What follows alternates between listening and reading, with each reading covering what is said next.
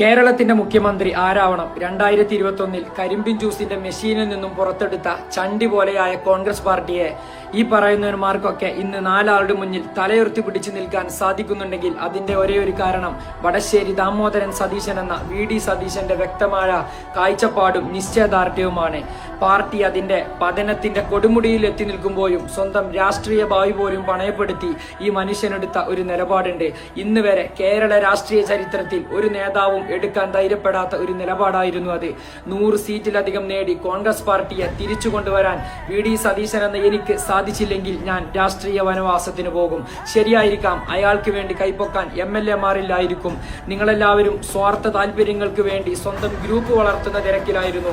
ആ സമയത്തും ആ മനുഷ്യൻ ഈ കേരളത്തിലെ സാധാരണക്കാരായ പാർട്ടി പ്രവർത്തകർക്കൊപ്പം നിന്നുകൊണ്ട് ഗ്രൂപ്പും കോപ്പും ഇല്ലാതെ പാർട്ടി വളർത്തുന്ന തിരക്കിലായിരുന്നു. കഴിഞ്ഞ ദിവസം നടൻ സിദ്ദീഖ് പറഞ്ഞതുപോലെ വി.ഡി. സതീശൻ എന്നൊരു നേതാവിനെ അല്ലാതെ സാക്ഷാൽ രാഹുൽ ഗാന്ധിയെ പോലും മുഖ്യമന്ത്രിയെ സങ്കല്പിക്കാൻ നിലവിൽ കേരളത്തിലെ ജനങ്ങൾക്ക് ഉദ്ദേശമില്ല. ഒരു കാലത്തെ സഖാവ് V.S. അച്യുതാനന്ദന് വേണ്ടി കേരളത്തിലെ ജനങ്ങൾ തെരുവിലിറങ്ങുന്നത് നമ്മളെല്ലാവരും കണ്ടിട്ടുണ്ട്. ഇന്നിതാ വി.ഡി. സതീശൻ എന്ന നിലപാടുള്ള ഒരു നേതാവിന് വേണ്ടി കാസർഗോഡ് മുതൽ തിരുവനന്തപുരം വരെ കേരളത്തിലെ ജനങ്ങൾ തെരുവിലാണ്. അതുകൊണ്ട് ജനവിധി അട്ടിമറിച്ചുകൊണ്ട് അധികാരപടം വലിയിൽ ജനവിധി അട്ടിമറിച്ചുകൊണ്ട് ഇരിക്കൂറിലൂടെ കെട്ടിയിറക്കാനാണ് ഉദ്ദേശമെങ്കിൽ ജനഹിതത്തിനും അപ്പുറം ഒരു പാർട്ടി കോട്ടയും കേരളത്തിലില്ലെന്ന് കേരളത്തിലെ ജനങ്ങൾ ബോധ്യപ്പെടുത്തി തരുമെന്നുള്ള കാര്യത്തിൽ ആർക്കും യാതൊരു സംശയവും വേണ്ട. അതുകൊണ്ട് ഒരൊറ്റ പേര്, വടശ്ശേരി ദാമോദരൻ സതീശൻ എന്ന വി.ഡി. സതീശൻ.